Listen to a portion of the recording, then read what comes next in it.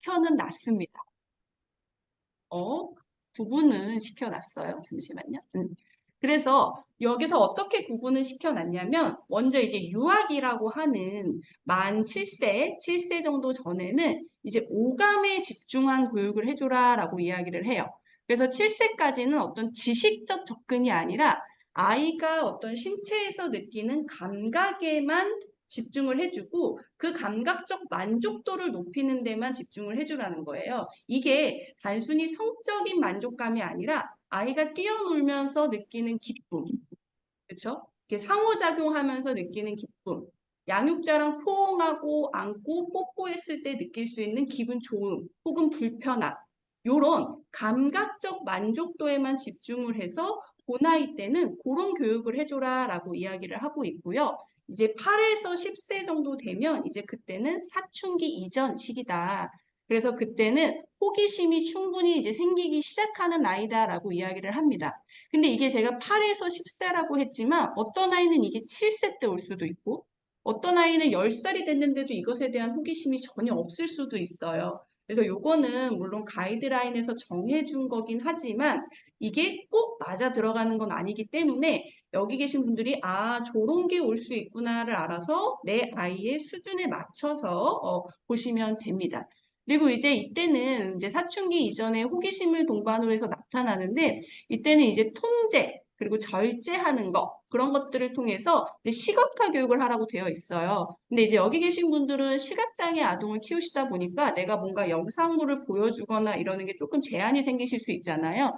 그럴 때는 세세한 설명을 통해 준다거나 아니면 직접 만지거나 체험을 하게 해준다거나 하는 식으로 이런 일이 있을 때 호기심에 대한 궁금증을 최대한 풀어줄 수 있도록 대신 그때는 절제와 통제하는 법도 같이 가르칠 수 있도록 해주시는 게 좋고 11에서 14세는 이때는 이제 완전하게 지적 호기심과 호르몬이 생긴다라고 얘기를 해서 이때는 구체적 자료를 통해서 가르쳐 주셔라 라고 이야기를 하고 15세에서 21세는 주의식 통제보다는 인정과 이해를 동반한 질문을 해주시는 게 좋습니다 라고 가이드라인에 나와 있어요. 근데 이제 어머님들이 보시기에 여기 이제 양육자분들이 보시기에 그래서 저게 뭐 어디까지 설명을 하라는 거야? 저게 구체적인 게 뭐야? 이제 이게 궁금하시죠? 그래서 제가 이제 관련해서 이제 사례와 예시를 들어서 말씀을 드릴 건데 만약에 내 아이가 임신과 출산에 대한 질문을 한다. 할 수 있잖아요. 그렇죠? 엄마 나는 어떻게 태어났어? 실제로 제가 8살 아이를 키우고 있는데 저희 아이가 6살 때부터 이 질문을 했거든요. 저희 아이가 6살 때부터 이 질문을 했고, 6살 때도 했고, 7살 때도 했어요. 근데 지금 이제 8살 돼서는 아직 해본 적은 없지만, 우리가 사실 누구나 한 번쯤은 들어볼 수 있는 질문이잖아요. 그럼 이런 질문을 들었을 때 어떻게 하냐면, 이제 8세 정도 될 때까지는 이제 아이들한테 몸에 대한 정확한 명칭 정도만 알려주세요. 명칭 정도만. 그래서 성기에 대한 정확한 명칭 있잖아요. 남성의 성기는 음경, 그죠? 여성의 성기는 음순, 그리고 엄마와 아빠에게는 정자와 난자가 있어서 그 둘이 만나서 엄마 아빠가 사랑하게 되면 아이가 생기고 그 아이가 엄마 뱃속에 있다가 바깥으로 나오면 되는 거야. 이 호기심을 너무 어머님들이 8세 이전에까지 막 벌써 아이한테 뭐 성관계에 대한 이야기까지 해줘야 되나? 이렇게 고민하시는 분들이 계신데 그것까지는 아니고 한 8세 정도까지는 그냥 그 지적 단순하게 생긴 궁금증에 대해서 정확한 명칭 정도만 알려주시면 돼요. 근데 여전히 어떤 분들은 어떻게 생겼어? 그러면 저희 아이도 깜짝 놀란 게 할머니가 발 밑에서 주사지 이 얘기를 아직도 하시는 거죠. 그래서 저희 아이는 아닌데? 아닌데? 엄마가 나 뱃속에서 나왔다고 했는데? 이제 이런 얘기를 계속 하거든요. 그리고 아이한테 정확한 명칭을 써주는 게 되게 중요한 게 어머님들이 여전히 거기, 그죠? 아니면 뭐 소중히 요렇게 표현을 해서 아이가 명칭에 혼란이 올 때가 많아요. 근데 이거는 어릴 때부터 몸에 대한 정확한 명칭을 알려주는 게 왜 중요하냐면 내 신체에 대해서 올바른 정보를 갖고 가는 게 중요해요. 그게 나중에 이제 뒤에 제가 왜 그게 중요한지는 이제 뒤에 가서 차근차근 같이 이제 연계가 될 건데 그래서 8세까지는 몸에 대한 명칭과 정자, 난자, 사랑을 알려줘라 라고 이야기를 드리고 실제로 유럽 같은 경우는 만 5세 때부터 성기에 대한 정확한 인식을 해야 된다라고 이야기를 하고 있습니다. 그리고 이제 한 9에서 11세 정도 된다면 이제 음경과 음순이 만난다까지는 알려주시면 괜찮아요. 그러니까 음경과 음순이. 그래서 내가 어떻게 태어나, 정자, 난자가 어떻게 만나, 이 궁금증이 생길 수 있잖아요. 그렇죠? 그러니까 사랑하는 건 알겠는데 정자, 난자가 어떻게 만나는 거야? 라고 물어봤을 때 음경과 음순이 만나까지 설명해 주시면 괜찮아요. 혹시나 이게 뭔가 이렇게 도형이나 뭐 이런 것들, 교구들이 조금 더 있다면 그 교구가 만나는 모습을 만져보게 하거나 혹은 이제 시력이 아직 저시력이라서 조금 볼 수 있는 친구들은 관련된 시각화 자료들이 있어요. 그림 같은 게 있거든요. 음경이 음순 안으로 들어가 있는 모습이 나와 있는 그림 같은 게 있어서 그런 것들을 보여주는 방법도 괜찮아요. 이제 그렇게 보여주면 부모님들이 되게 거부감을 가지시는 분들이 계세요. 너무 적나라한 거 아니야? 이렇게 느끼시는 분들이 계시는데 생각보다 아이들은 그거를 그렇게 어른들 생각보다 이렇게 성적으로 받아들이지 않아요. 그냥 진짜 음경과 음순이 만나네? 이렇게만 생각해요. 실제로 어떤 분께서 해주신 이야기인데 어떤 이야기를 해주셨냐면 8살짜리 딸아이가 자기한테 엄마 어떻게 정자 난자가 맞나? 이렇게 물어본 거죠. 그래서 엄마가 음경과 음순이 맞나? 이렇게 얘기해 주니까 딸이 그래서 음경이 그럼 음순한테 가는 거야? 이렇게 물어본 거죠.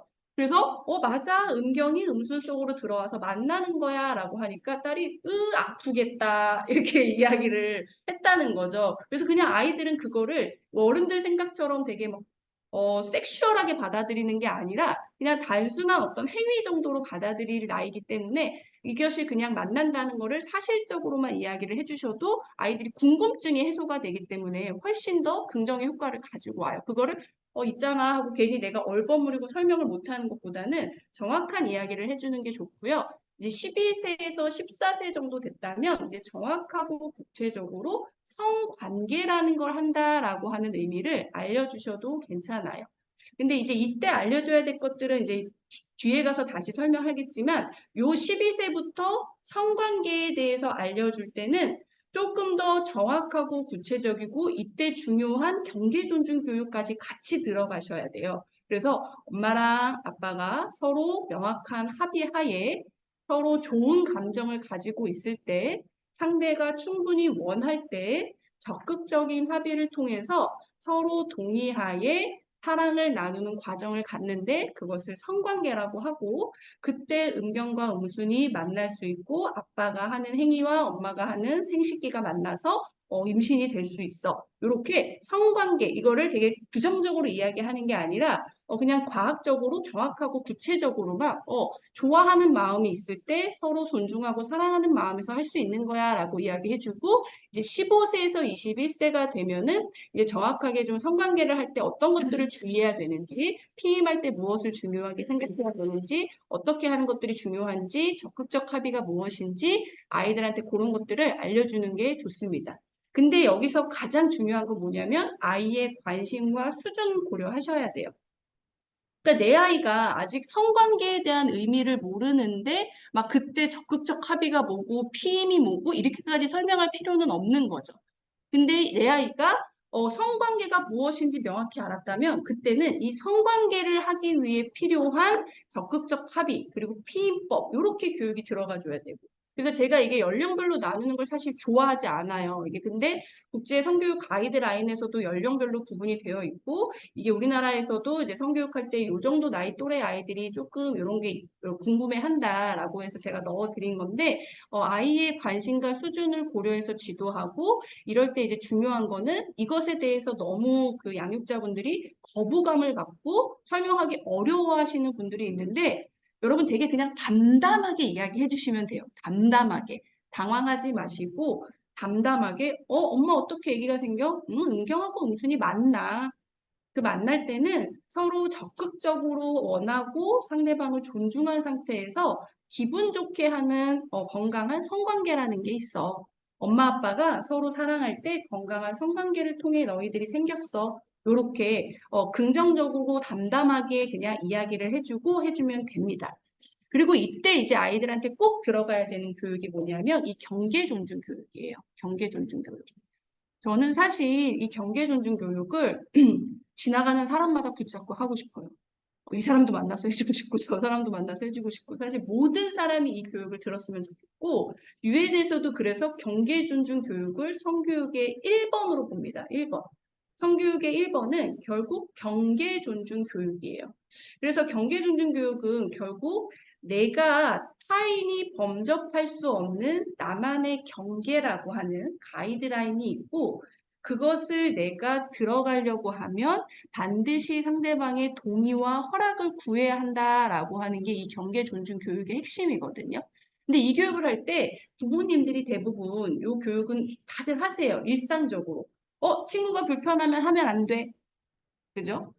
친구가 누가 너무 만지면 싫다고 해야 돼. 이런 교육은 충분히 하는데 거기서 끝나시면 안 되고 이것을 조금 더 구체적으로 해주고 가정에서도 실천할 수 있는 방법들을 모색하시는 게 중요해요. 그래서 경계 존중할 때 제가 꼭 해야 되는 게 첫 번째 교육이 뭐냐면 경계는 누가 정한다? 개인이 정한다. 이거를 꼭 알려주라고.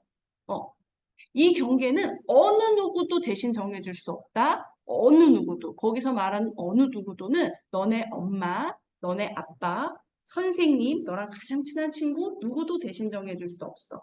그래서 너의 몸은 누구 거야? 너 거야. 이걸 명확하게 알려주는 거예요. 제가 아직도 유치원 아이들 가끔 교육하러 가면 유치원 아이들한테 여러분들의 몸은 누구 거죠? 그러면 아이들이 엄마 거예요. 이래요. 그러니까 자기의 어떤 경계에 대한 자각이 없는 거예요. 근데 이거는 순수하게 누구 거다? 네 거다. 그리고 그거를 어느 누구도 대신 정해줄 수 없어. 요것에 대한 주입 교육은 조금 해주셔야 돼요. 아, 내 몸은 내 거구나. 엄마도 내 몸은 함부로 할 수 없구나. 아빠도 내 몸은 함부로 할 수 없구나. 할머니가 나 좋아한다고 야 할머니 가는데 뽀뽀 한 번 안 해주냐? 할머니 말을 듣는 게 아니다. 내 거다. 이런 거 있잖아요. 그래서 경계가 순수하게 나만의 것이라는 걸 인정하고 존중받을 수 있도록 경계를 개인이 정한다는 걸 알려주고 두 번째는 동의의 시점이에요. 시점. 그래서 동의는 항상 시점을 언제로 한다? 현재로 한다. 이걸 알려주셔야 돼요. 현재. 어. 이게 무슨 말이냐면 아이들이 종종 혼란이 오는 게 뭐냐면 내가 얘랑 친해서 어제도 얘랑 손잡고 다녔는데 그죠? 내가 오늘 아침에도 얘랑 손잡고 있었는데 갑자기 얘가 틀어져서 내 손을 안 잡아. 그럼 되게 서운해지는 거예요. 분명히 얘랑 나랑 친한 사이고 어제도 나랑 손잡았고 엊그제도 나랑 손잡았고 일주일 전에도 손잡았고 오늘 아침에도 손잡았는데 지금 갑자기 내 손을 잡기 싫다고 해. 그럼 막 상처받고 왜 내 손을 안 잡지? 기분 나빠하고 이러거든요. 근데 여러분 동의는 항상 시점을 언제로 삼는다? 현재로 삼는다는 걸 알려주는 거예요. 그래서 네가 과거에 얘랑 어떤 행위를 했든 그 과거의 행위가 지금 현재 너의 경계를 결정지어 줄 수 없다는 걸 알려주라는 거죠. 그래서 어떤 친구들은 야, 너 어제도 나랑 손잡았는데 왜 내 손 안 잡아? 이게 기분 나빠하고 그걸로 문제가 생기는 경우도 종종 생기거든요. 선생님, 뭐 얘가 어제는 저 부축해줘서 가졌는데 오늘은 안 해줘요. 오늘 안 해주는 걸 탓할 수는 없는 거거든요. 왜냐면 기준이 언제기 때문에 현재기 때문에. 그래서 아이들한테 항상 현재가 기준이다를 알려주고 이 현재가 시점이 기준이기 때문에 항상 뭐가 필요하다? 지속적 합의가 필요하다는 거예요. 지속적 합의. 그래서 여기 보니까 이제 나이대가 이제 15세도 있으신 거 보니까 이제 중고등학생 나이쯤 된 친구들을 보내다 보면은 이제 엄마들이 어떤 고민이 또 생기냐면 이성교제에 대한 고민들이 생기세요. 음. 그래서 뭐 얘랑 나랑 만난 지 100일 됐고 이미 벌써 뽀뽀를 10번도 더 했는데 갑자기 얘가 나한테 뽀뽀를 안 한다 그래. 그러면 이제 막 상처받고 기분 나빠하고 왜 뽀뽀 안 해줘 막 이렇게 따지게 들고 막 이렇게 되는 거거든요. 근데 따지고 들 게 아닌 거죠. 왜냐하면 동의는 항상 기준이 언제니까? 현재니까. 그래서 지속적 합의를 하는 게 중요해요. 이게 성관계에서도 마찬가지예요. 그래서 우리가 보통 얘기할 때 아직도 뭔가 내가 관계 중에 질문을 하거나 뭐 이렇게 괜찮아? 해도 돼? 이렇게 물어보면 그게 뭔가 분위기를 깰 거다. 라는 생각 때문에 내가 지금 조금 불쾌해도 내가 참고 가고 이러는 경우들이 있는데 그게 아니라는 걸 알려주는 거거든요. 그래서 실제로 20대 남녀들에게 물어봤어요. 성관계 도중에 자꾸 어떤 체위나 이런 것을 물어보는 게 불편함을 줘서 분위기를 깨나요? 라고 물어봤을 때 60% 가까이가 깨지 않는다 그랬어요. 오히려 원하는 걸 지속적으로 알려주고 불쾌한 감정을 알려주기 때문에 좀 더 동등한 관계에서 서로 존중하고 배려하면서 성관계를 가질 수 있다라고 답변을 하거든요. 그래서 여러분 항상 시점을 언제로 알려줘라? 현재를 기준으로 알려주고 상대방도 현재를 기준이기 때문에 과거의 행위를 자꾸 끌어들이지 말아라 라고 이야기를 해주는 게 중요해요. 그리고 세 번째는 동의는 언제만 가능하다? 능동적이고 자유로울 때 가능하다고 알려주는 거예요. 능동적이고 자유로울 때. 이게 무슨 말이냐면 아이들이 종종 그런 고민을 이야기해요. 얘랑 A랑 B랑 좋아하는 사이가 돼서 만났어요. 근데 친구들이 둘이 만나는 걸 다 알아요. 그러니까, 둘이 만나? 뽀뽀해. 뽀뽀해. 뭐 이런 분위기가 생길 때가 있잖아요. 그쵸? 뭐, 야, 너네들이 손잡아봐, 손잡아봐. 막 이런 거를 한단 말이죠. 그런 거를 했을 때, 나는 조금 내키지 않는데, 나는 조금 내키지 않는데, 내가 이거 분위기 흐리고 뭔가 이렇게 적극, 이렇게 내가 이렇게 좀 자유롭지 못한 상황에서 이렇게 손을 딱 잡게 되는 일이 생기는 거죠. 내가 완전 원하진 않았지만. 근데 아이들이 그럴 때 내가 그래도 동의했기 때문에 이거를 동의했다. 내가 허락했다. 이렇게 자각하는 친구들이 많아요. 근데 네가 능동적이고 자유로울 때만 할 수 있는 게 동의야. 그러니까 너가 기분이 조금이라도 불쾌하고 제가 항상 얘기하는 게 아이들한테 깃털만큼이라도 불편하면은 거절해도 돼라고 알려주거든요. 깃털만큼이라도 불편하면 거절해도 돼. 왜냐하면 원체, 진짜 동의는 너가 능동적이고 자유로울 때만 할 수 있어. 그게 누군가의 강요나 어떤 뭐 강압이나 혹은 내가 뭐 선물을 주거나 호의를 베풀 때 하는 게 아니라 너 스스로 능동적이고 자유로울 때만 하는 거기 때문에 이걸 꼭 알고 있어라고 얘기해줘요. 왜냐하면 이걸 안 얘기해주고 아이들한테 얘기하면 혹시나 내가 이때 문제가 생기면 아이들이 뭘 하게 되냐면 자책을 하는 거예요. 내가 능동적이고 자유롭지 못한 상태에서 동의를 했어도 어쨌든 그걸 누구 책임으로 돌려요? 내 책임으로 돌린다는 거죠.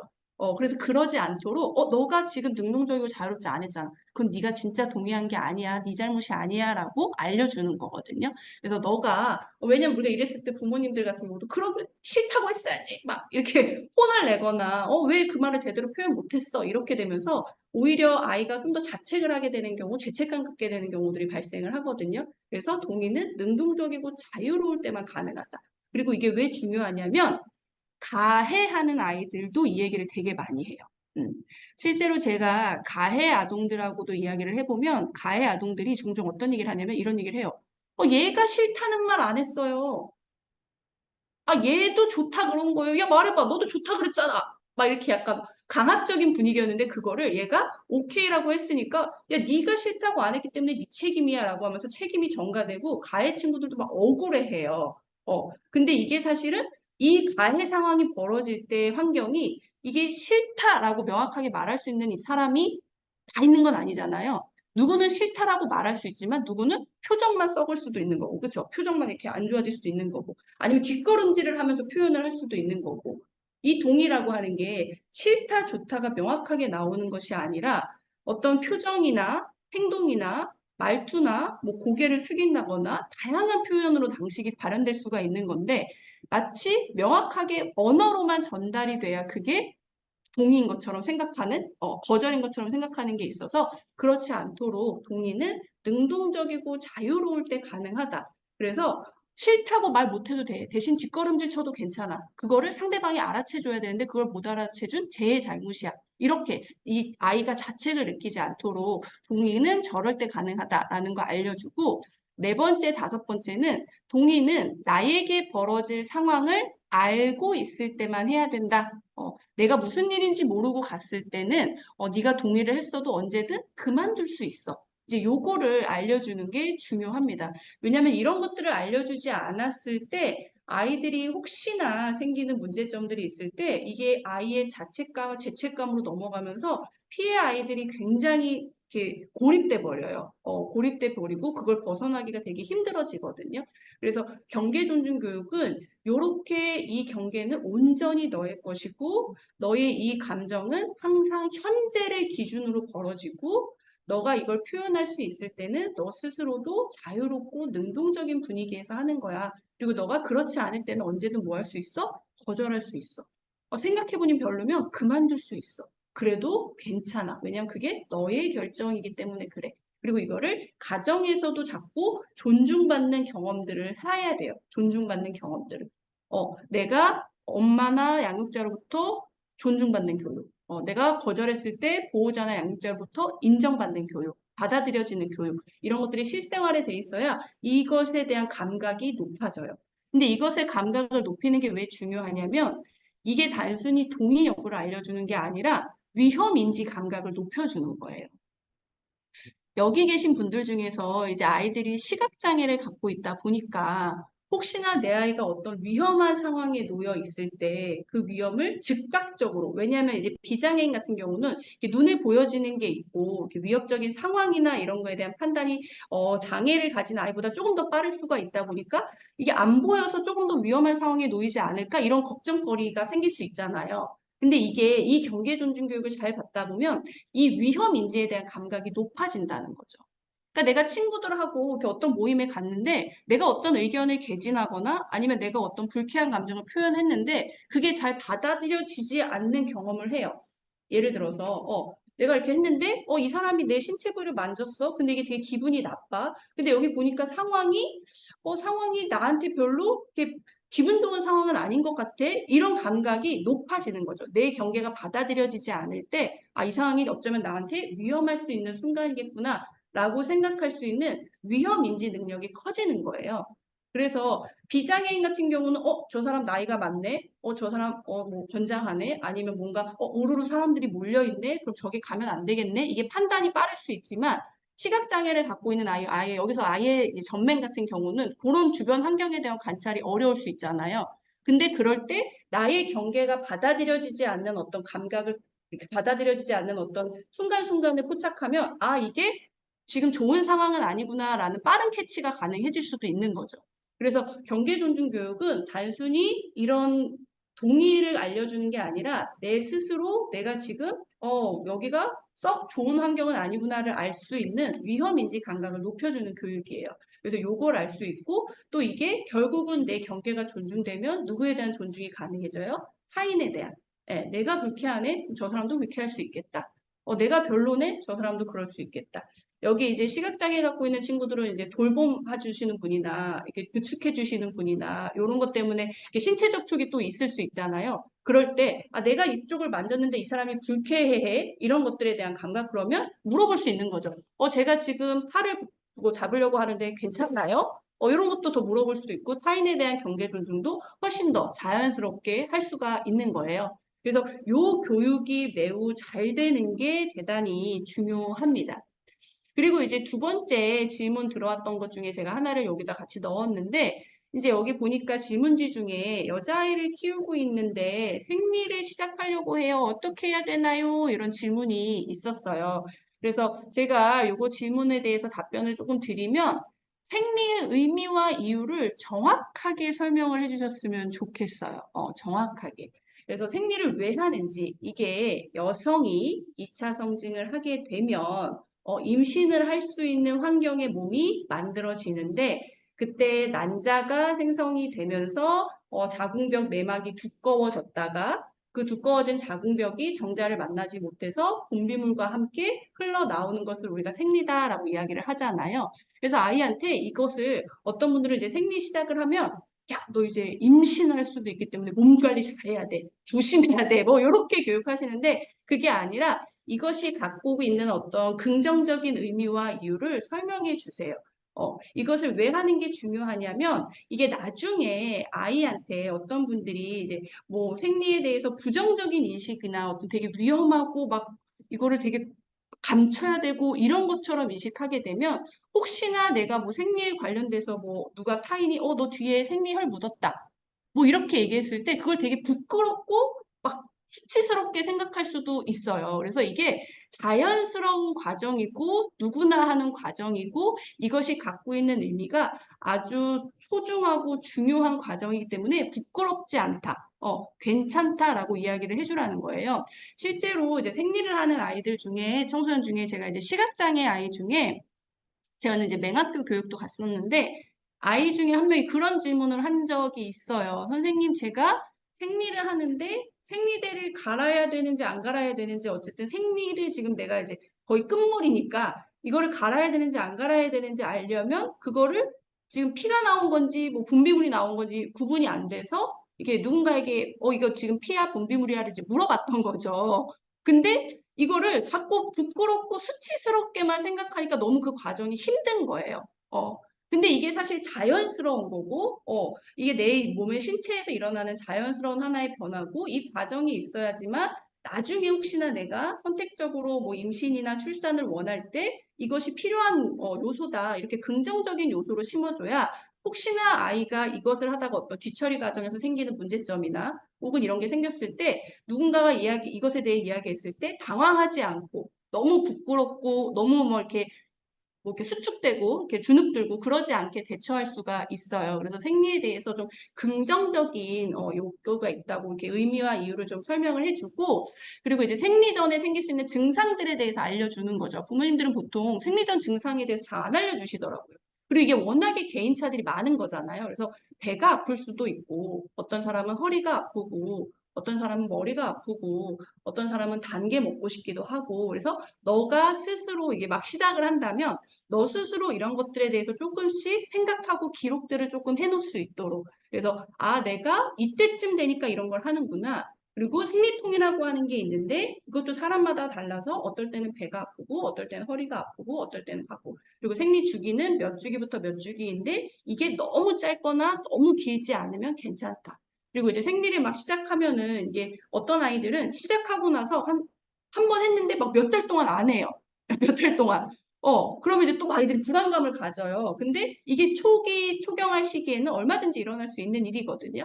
그래서 그런 주기 계산법 이런 것들도 알려주면서 생리에 대한 여러 정보들을 여기 계신 분들이 조금 알려줬으면 좋겠어요. 그리고 다양한 생리 용품들을 좀 소개를 해주시고 피임에 대해서도 알려주시는 게 좋습니다. 왜냐하면 제가 작년에 비장애인 학교긴 했는데 그 비장애인 학교에서 초등학교 6학년 여자아이가 임신을 했던 사례가 있었어요. 예, 초등학교 6학년 아이가. 근데 이제 그 아이도 피임에 대한 게 정보가 없었죠. 피임에 대한 정보도 없었고 또 중요한 거는 자기가 생리가 멈췄다고 해서 이 주기에 대한 개념이 없으니까 이게 얼마가 지냈는지도 모르니까 이거에 대한 자각이 전혀 안 됐던 거예요. 그래서 이런 것들, 그러니까 생리가 서 우리에게 생리하네 이렇게 끝나는 것이 아니라 이 과정, 전, 중, 후, 그리고 이것을 했을 때 너가 알아야 되는 어떤 내용들, 그리고 다양한 생리용품이 있다는 것도 알려줘서 용품별 장단점도 알려주고 직접 만져보게 하거나 직접 이렇게 속옷에 착용해보게 하거나 이런 것들을 직접 체험해보게 해주시면 좋을 것 같아요. 그래서 실제로 어디 성문화센터에서도 시각장애인 아동들을 대상으로 해서 생리대 체험 교육 같은 거를 했었어요. 그래서 생리대에다가 실제로 이렇게 비커에서 물을 한번 따라보게 해서 이것이 흡수되는 정도도 느끼게 해주고 이런 것들을 했던 적도 있거든요. 그래서 아이들에게 그런 걸 정확히 알려주는데 그런 선생님 그래서 그게 뭐예요? 이렇게 하는데 요거 이렇게 찍어주셔도 괜찮습니다. 정보기 때문에. 그래서 여러분 요즘 월경용품은 이제 과거 우리와 다르게 다양한 월경용품도 있고 피임 방법도 다양해요. 그래서 아이한테 월경용품, 생리용품을 선택하게 하는 것도 괜찮아요. 선택하게 하는 것도. 그래서 일회용 생리대 같은 경우는 구하기는 쉽지만 이게 사실 움직임이 불편하죠. 그리고 이게 새 확률이 가장 높잖아요. 일회용 생리대 같은 경우는. 그러다 보니까 이제 시각장애 아이들은 일회용 생리대를 썼을 때 이게 혹시나 이게 묻거나 할 일이 훨씬 더 많아질 수가 있죠. 그리고 면생리대는 비용이 발생하지 않고 생리통이 완화가 되지만 이제 직접 빨아야 되는 번거로움이 있는 거고 이제 탐폰이나 생리컵 같은 경우가 우리나라에서 여전히 잘 이렇게 알려지진 않았지만 최근 일회용 생리대보다 탐폰이나 생리컵이 훨씬 더 활용이 늘어나고 있는 추세입니다. 그래서 이게 19세 이전의 여성에게 월경용품을 못 쓰냐고 물어보면 거의 95% 이상이 일회용 생리대를 써요. 19세 이전에는. 근데 이게 20세 후반, 중반으로 넘어가면 일회용 생리대를 사용하는 비율이 거의 10% 가까이 줄거든요. 그럼 이제 그 10%는 그럼 뭘 쓰냐면 생리컵이나 탐폰을 쓰는 거예요. 왜냐면 이게 뭐가 좋으니까 좀 더 활동적으로 움직이기에 편리하다 보니까.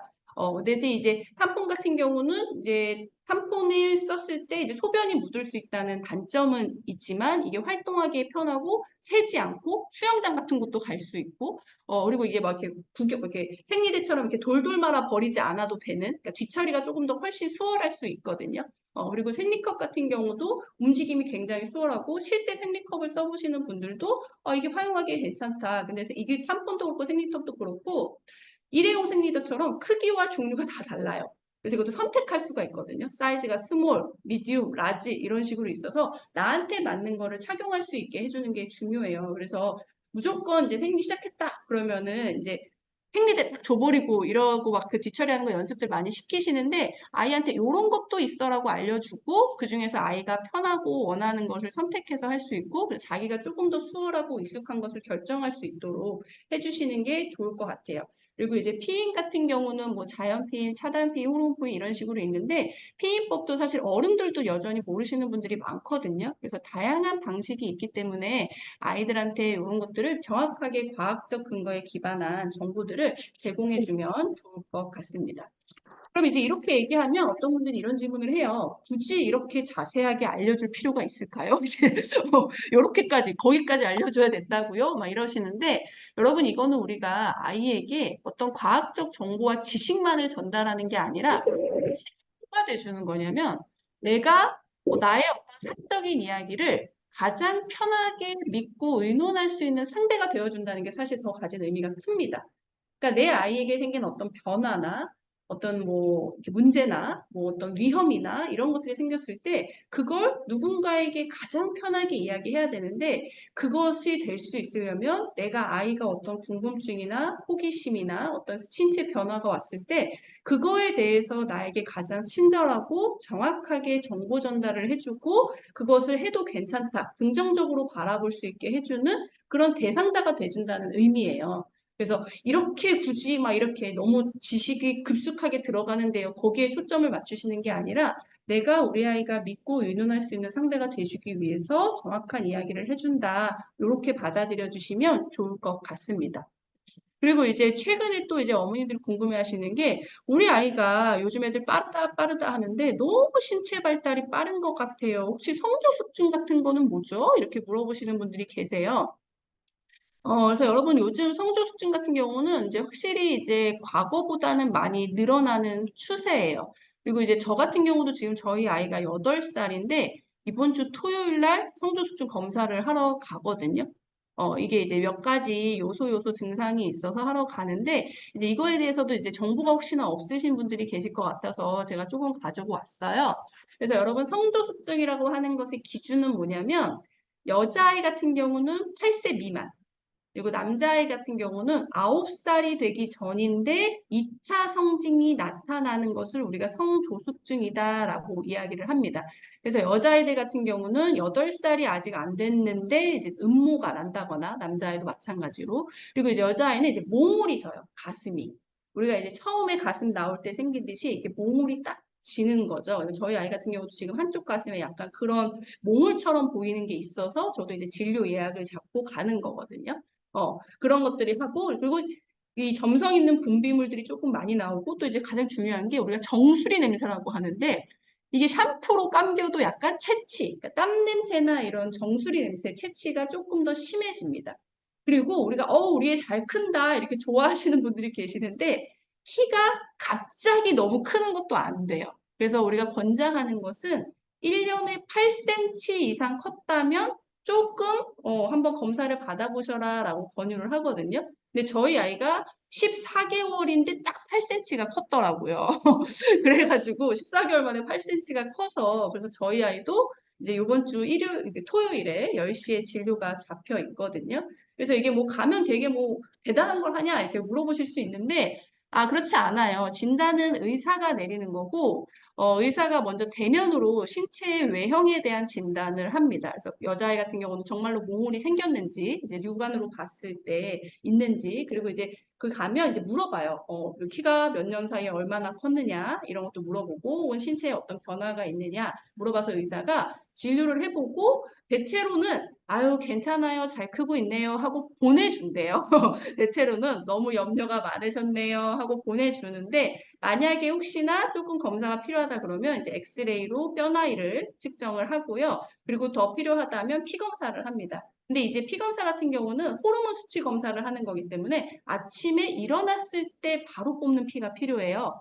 그래서 일어나자마자 이제 아이의 피를 뽑아서 아이의 성호르몬 검사를 해서 이제 최종 진단을 내립니다.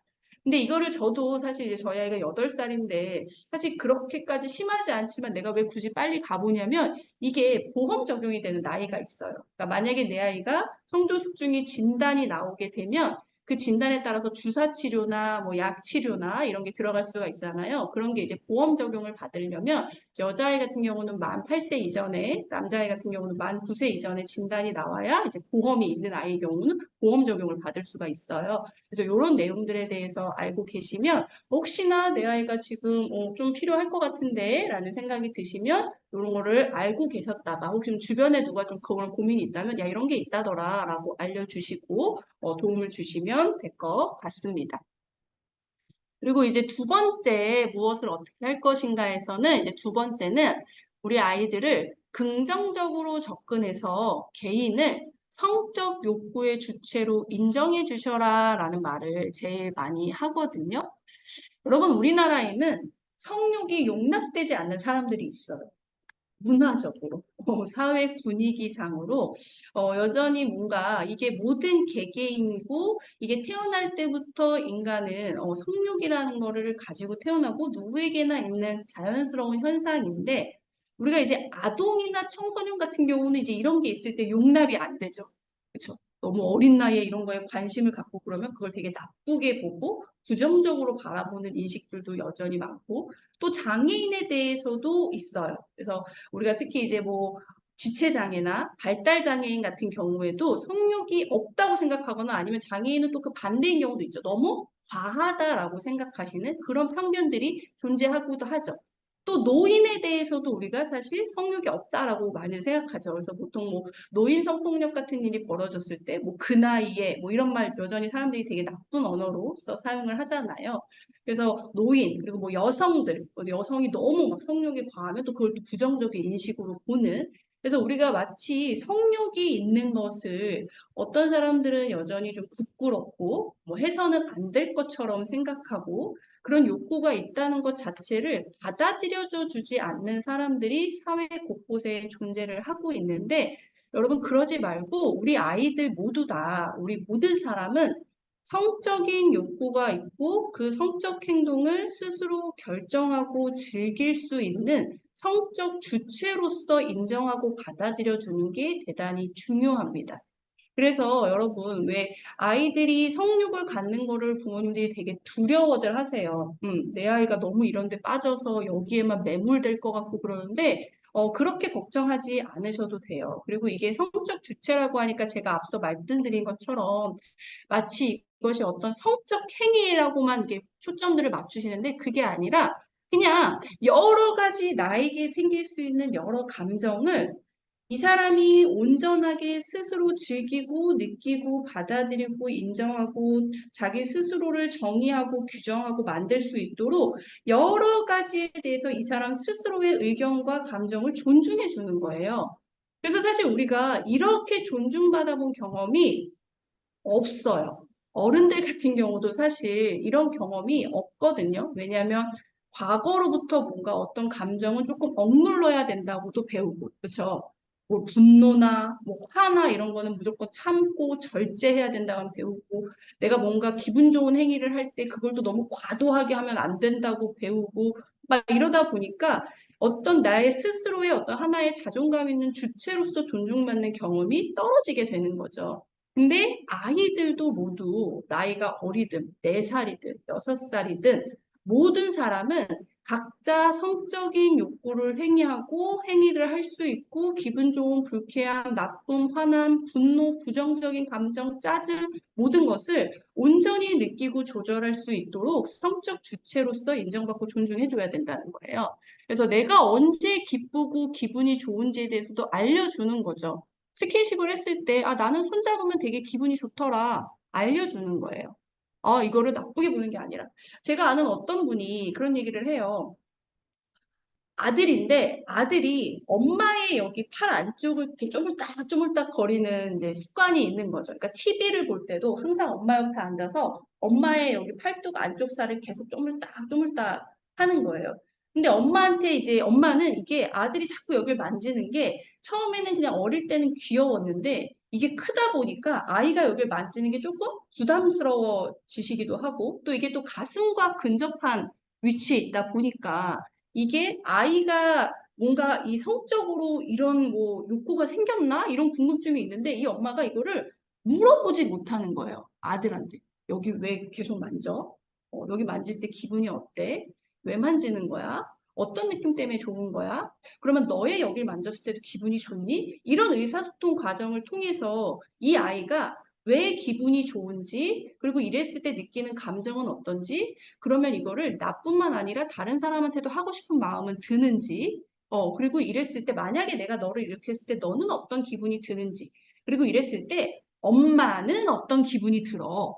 이렇게 알려주고 해서 이게 각자가 느끼는 감정과 각자가 느끼는 어떤 뭐 이런 것들을 충분히 대화하고 토의하고 이래야 돼서 여러 가지 질문을 해보고 이 있는 스스로를 주체로서 존중을 해줘야 돼요. 그래서 이게 성행위뿐만 아니라 나의 감정, 그리고 내가 어떤 사람의, 어떤 성격의 사람을 좋아하는지, 내가 좋아하는 장소, 그리고 내가 시간, 그럼 내가 거기를 좋아하는 이유는 뭔지, 내가 좋아하는 활동과 물건은 뭔지, 그리고 나는 어떤 삶을 살고 싶은지, 이게 단순히 스킨십 하나로 끝나는 게 아니라 사실 질문의 꼬리와 꼬리와 대화, 소통을 이어서 결국 내 아이는 어떤 결을 가진 아이인지에 대한 판단이 쓰는 거거든요. 아, 내 아이는 이런 장소에서 이런 사람들과 이 정도의 스킨십을 했을 때 좋아하고 여기서 조금 더 나가면 불쾌한 감정을 느끼는구나. 아, 내 아이가 혼자 있을 때도 이런 것들이 필요하구나. 내 아이가 이제는 나이가 성장을 해서 아, 혼자 있고 오히려 조용한 공간이 있을 때 점점 좋고 존중받는 느낌을 받는구나. 이렇게 해서 아이를 계속 받아들여주고 그 감정과 기분을 받아들여주는 연습들을 해주시는 게 매우 중요하다는 거예요. 왜냐하면 이런 것들이 되게 어려워지다 보니까 여러분들이 뭘 어려워하냐면 예민해지는 사춘기 아이들을 대하는 게 힘들어지시는 거죠. 그러니까 우리 스스로도 감정 변화나 이런 거를 자꾸 아동들에 대해서는 절제하고 통제하고 눌러줘야 되고 이걸 조절하는 법만 가르쳐줘야 된다라고만 접근을 하다 보니까 있는 그대로 아이의 감정을 받아들여 주는 게 아니라 이거를 빨리 가르쳐줘서 조절해야 돼 여기에만 매몰되다 보니까 자꾸 부정적으로 사춘기를 받아들이시고 너무 반항해지는 것 같고 예민해지는 것 같고 짜증이 늘고 이렇게 부정적인 인식만을 갖게 되는 거예요. 근데 여러분 사춘기는 아이들이 성장하는데 꼭 필요한 시기고 누구나 이 시기를 겪고 이 시기를 건강하고 긍정적으로 겪지 못했을 때 아이들이 자신의 감정 표현하는 걸 서투르게 만들고 감정 기복이 커지고 그리고 자기가 그런 감정을 느끼는 거를 조금 부끄러워하거나 아니면 화나거나 분노를 느끼거나 하는 경우들이 발생할 수가 있습니다. 그래서 여러분 이번에 왜 그 인사이드 아웃 2 영화가 개봉을 했고 그 영화가 개봉을 하고 나서 굉장히 호응이 많이 일어나고 있잖아요. 사실 저는 아직 그 영화를 못 봤는데 저희 남편과 아이가 그 영화를 보고 왔어요. 근데 저희 아이가 8살인데 그 영화를 보고 막 울었대요. 막 울고 저희 남편도 영화를 보고 눈물이 찔끔 나는 순간이 있더라 이런 얘기를 하더라고요. 그러니까 우리가 사실 사춘기를 겪을 때 그 다양하게 휘몰아치는 감정 때문에 힘들잖아요. 근데 우리는 그렇게 막 휘몰아치는 감정이 때 경험만 있는 거예요.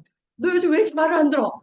너 지금 사춘기라고 이러는 거야? 반항하는 거야? 뭐 엄마 말 왜 안 듣는 거야? 너 왜 이렇게 짜증이 나? 막 이렇게 그 휘몰아치는 감정을 이게 내가 무슨 감정인지 이름도 못 짓겠는 그런 감정들을 사춘기니까 이걸 어떻게든 잘 내가 통제해가지고 얘가 요거를 무사히 넘기기를 바라는데 초점들을 맞추시는 게 아니라 어른들도 사실 하루에 기분이 막 오르락가락 하잖아요. 아침에는 막 들쭉날쭉했다가 막 흥분했다가 또 내려앉았다가 우리도 사실 이 감정에 대해서 컨트롤하는 게 어려운데 아이들은 그걸 이제 배워가는 시기이기 때문에 너무 다양하게 그런 여러 감정, 휘몰아치는 감정을 느낄 거예요. 불안, 뭐 우울하기도 하고 어떨 때는 대단히 막 고립감을 느끼기도 하고 외롭기도 하고 또 어떨 때는 진짜 우리가 왜 그 불쾌지수가 높아진다고 하죠. 뭐 짜증나고 어른들도 짜증 내잖아요. 근데 이제 아이가 짜증을 냈을 때는 너 왜 이렇게 짜증내?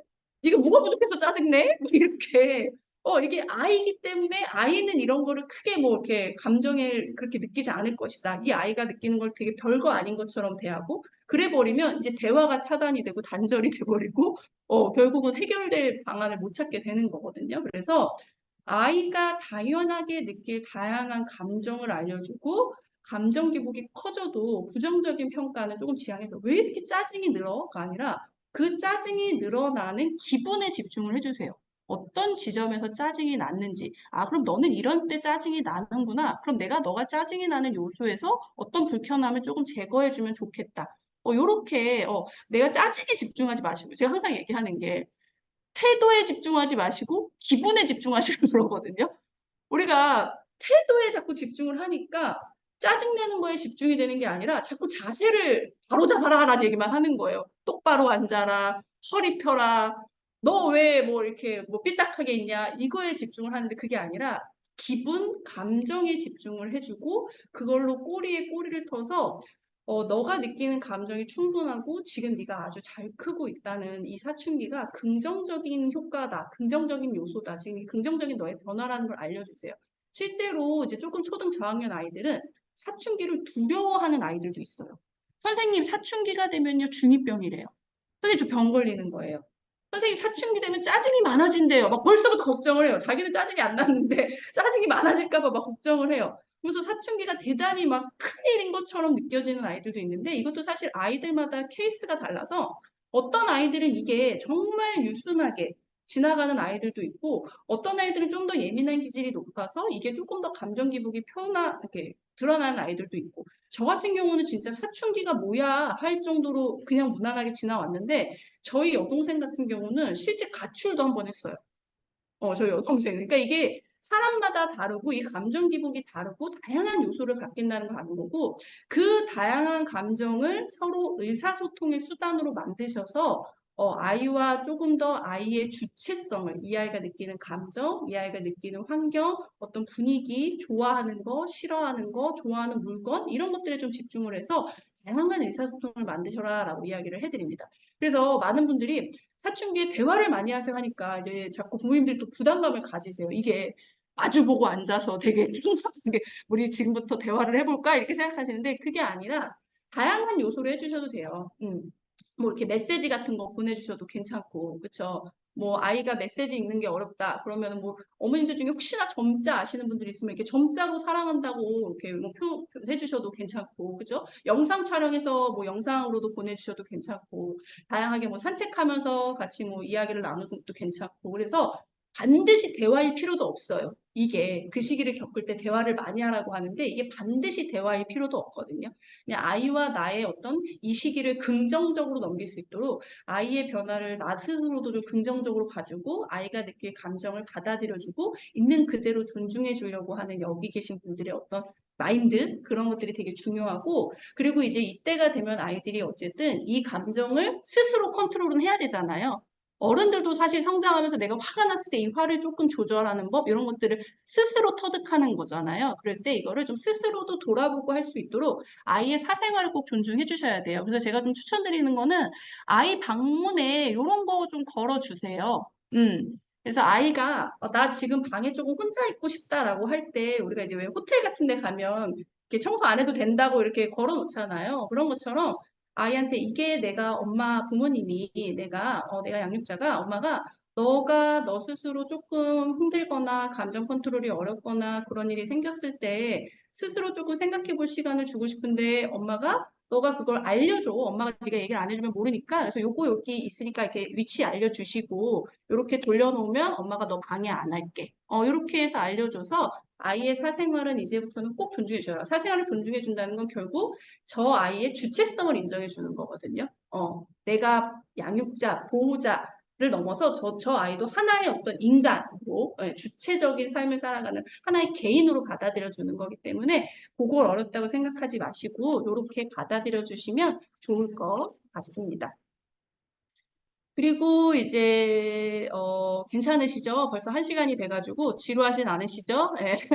예, 이게 줌으로 듣고 계시다 보니까 저 파악이 잘 안 돼가지고 현장에 있으면 막 조시는 분 있고 이러면 쉬었다 갈까요? 막 이렇게 하는데 이게 줌이라서 근데 잘 듣고 계신 것 같아가지고 그냥 쭉 진행을 해보도록 할게요. 그래서 세 번째는 이제 아이들한테 성역할 고정관념을 넘어서서 다양한 교차성에 대한 관점을 알려줘라라고 말씀을 드리는데 여러분 사실 우리 사회에는 다양한 고정관념들이 여전히 존재해요. 아마 이제 여기 계신 분들도 시각장애인 아동을 키우시다 보니까 이 고정관념에 대해서 받아들이시는 거는 조금 더 높으실 것 같아요. 인지가. 이게 제가 일반인 대상으로 강의를 하다 보면 일반인 분들은 그런 게 어딨어? 여전히 이렇게 느끼시는 분들도 많거든요. 그러니까 그분들도 교차성에 대한 개념을 모르고 자기 스스로를 대단히 과대평가하는 거예요. 나는 그런 편견 없는 사람이다. 이렇게.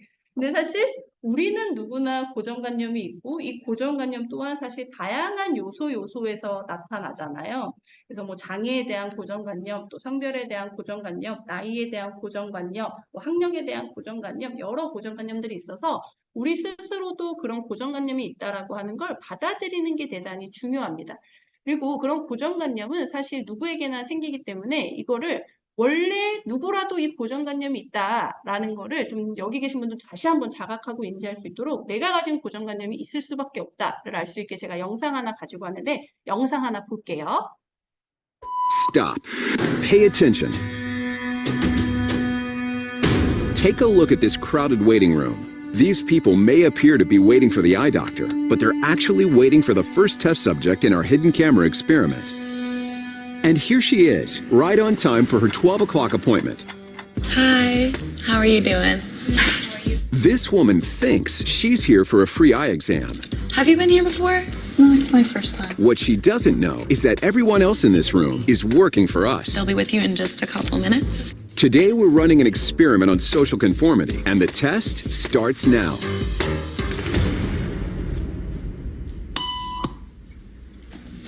Did you hear that? These people sure did.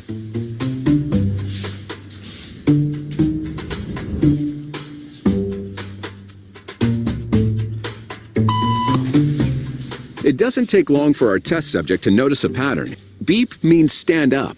But why? And if you were in her shoes, what would you do the next time the tone sounds? While you might think you make your decisions all on your own, when it comes to peer pressure, all too often, your brain is just following the crowd. Simply because everyone else is. You might be thinking you'd never go along with this. Or would you?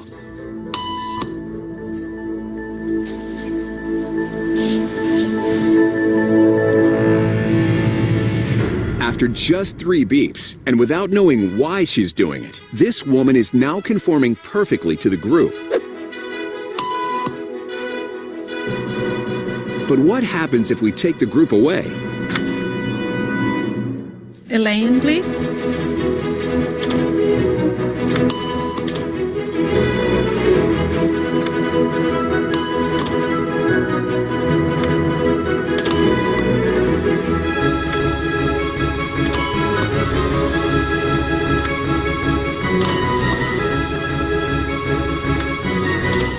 Okay, now she's alone. The crowd is gone and nobody is watching her, except our hidden cameras. What do you think she'll do?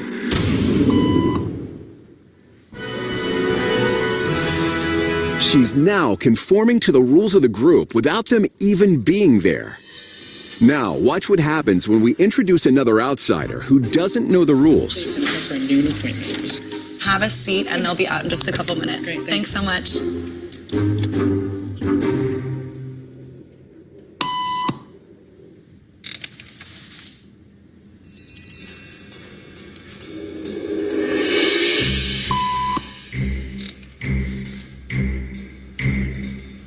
Why was it?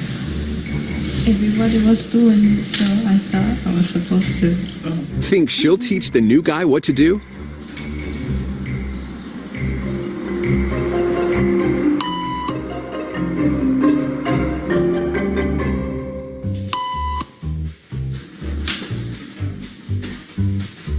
We kept the cameras rolling as more unsuspecting patients arrived.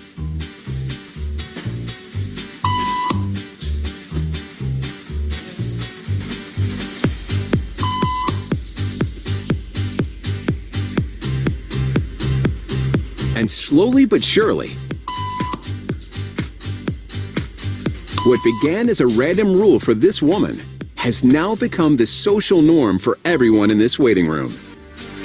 네, 여러분 보셨죠? 이게 이제 우리 사회에서 어떤 고정관념이라고 하는 것이 어떤 생기는 걸 너무 잘 보여주는 영상이에요. 그러니까 사실 우리가 이걸 안 갖고 싶지만 사실 저 영상이 이제 사회적 동조라고 해서 인간은 사회적 동물이라 사실 그 주변 환경, 관습, 문화 이런 것에 영향을 안 받을래요? 안 받을 수가 없는 거죠. 그리고 우리도 어쨌든 한국이라는 사회에서 가부장적이고 유교적인 관점에서의 어떤 교육과 문화 속에서 성장을 하다 보면 우리도 모르게 당연히 이런 인식들이, 고정관념들이 생길 수밖에 없어요. 생길 수밖에 없고 그런 고정관념은 여러분들도 아시겠지만 이 고정관념 때문에 이게 뭐가 돼요? 편견이나 선입견들이 되잖아요. 그렇죠? 그래서 그리고 그게 어느 순간에는 차별과 폭력까지도 될 수 있는 어떤 씨앗이 되는 게 저 고정관념이거든요.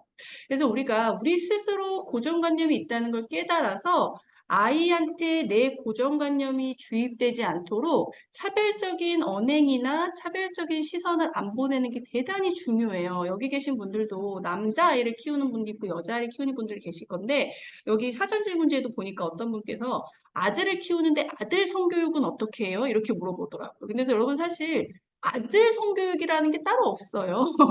딸 성교육이 요즘 이제 보니까 뭐 사교육 시장에서 성교육 사교육 시장에서 또 그렇게 강의하시는 분들도 계시지만 사실 이게 성별을 구분해서 할 교육이 아니라 모두 동일한 지점에서 동일하게 교육을 받고 포괄적 성교육도 동일하거든요. 그래서 이게 뭐 남자기 때문에 뭔가 다를 것이고 여자기 때문에 뭔가 다를 것이고 이렇게 고정관념을 가질 게 아니라 하나의 인간으로 그렇죠? 하나의 개인으로 보고 그 개인에 대한 교육을 할 수 있도록 내가 가진 고정관념을 아이에게 투영하지 않도록 내 스스로의 인지들을 자각해 보는 게 되게 중요한데 그러다 보니까 우리가 이제 성차별이라고 하는 거 아이한테 뭔가 차별적으로 성별에 대해 교육하는 것에 대해서도 조금 오해하시는 분들이 있는데 여러분 성차별을 어떤 분들은 되게 나쁜 것만을 성적으로 차별한다고 자각들을 하세요. 그래서 예를 들어서 뭐 여자라서 이런 건 못하는 거야. 남자들이 이래서 안 된다는 거야. 막 이런 식의 것들만은 우리가 성에 대해 차별적으로 이야기한다라고 얘기하는데 여러분 우리는 그게 아니라 뭐를 조금 살펴보셔야 되냐면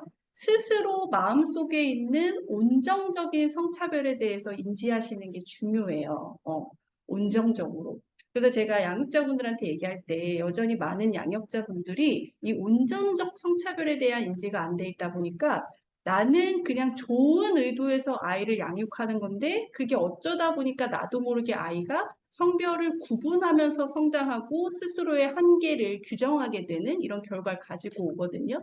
그래서 온정적 성차별은 이게 표면적으로 봤을 때는 친절하고 배려해 주는 것처럼 보이다 보니까 이게 내가 성별을 잘못 구분하는 건가? 성별에 대한 고정관념인가? 이게 잘 인지가 안 되세요.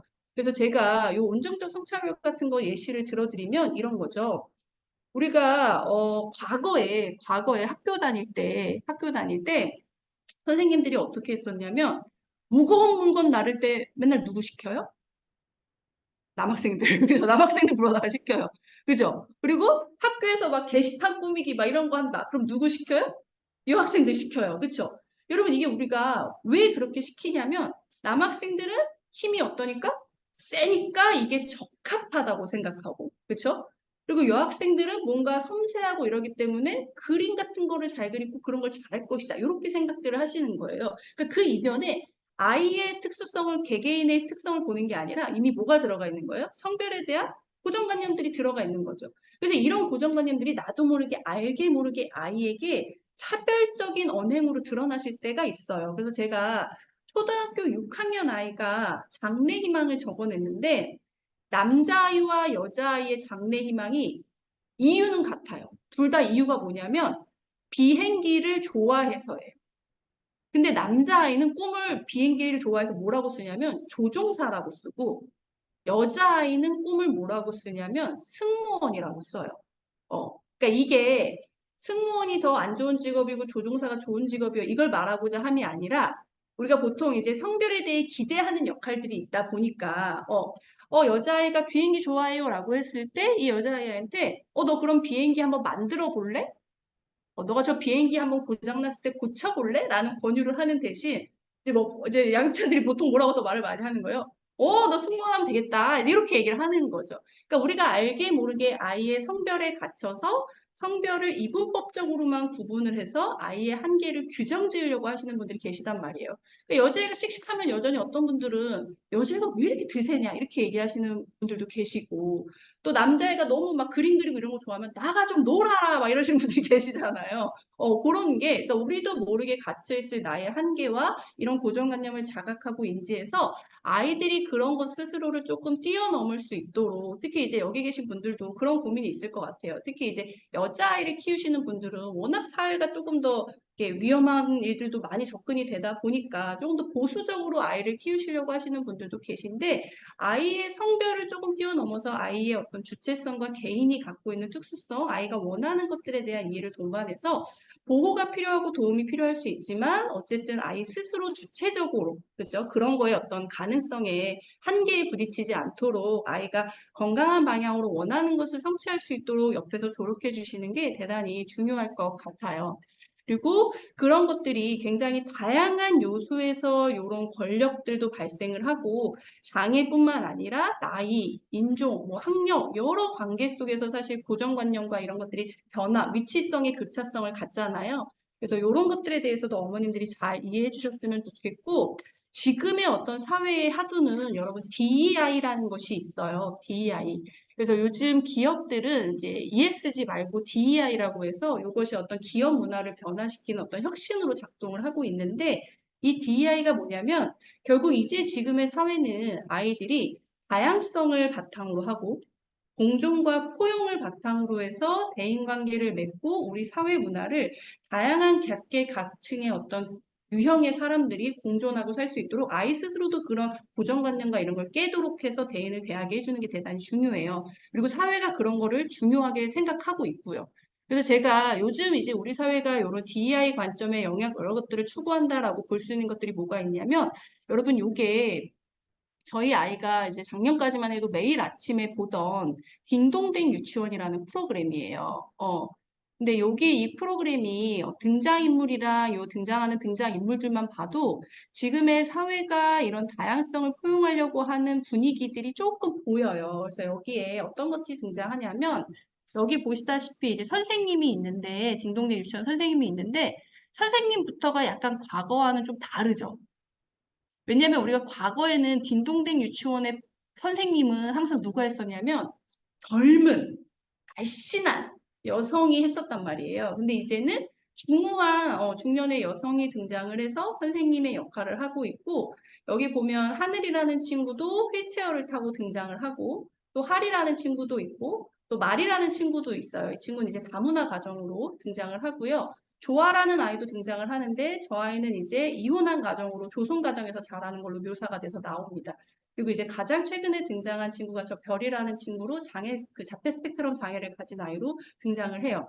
그래서 지금의 아이들이 보는 어떤 미디어 속에서도 이런 다양성을 수용하려고 하는, 물론 여기 계신 분들이 느끼기에는 많이 부족하죠. 여전히 사회가 많이 부족하지만 이런 노력들은 분명히 보여지고는 있어요. 많은 기업에서도 나타내고 있고 또 저는 이걸 긍정의 효과로 어떤 걸 봤냐면 제가 지난주에 모 어린이집 아이들 대상으로 교육을 갔었어요. 근데 그 아이들에게 세상에는 다양한 사람이 있다라는 걸 보여주면서 여러 명의 바비 인형을 보여줬어요. 바비 인형을. 그래서 거기 보면 흑인 바비도 있고 키가 큰 바비도 있고 남자 바비가 있고 머리가 곱슬인 바비도 있고 휠체어를 탄 바비도 있고 또 이렇게 뭐 눈동자 색깔이 다른 바비도 있고 그래서 제가 아이들한테 얘들아 여기서 다른 점을 찾아볼래? 세상엔 다양한 사람이 있어 다른 점을 찾아봐 했는데 아이들이 피부색이 달라요.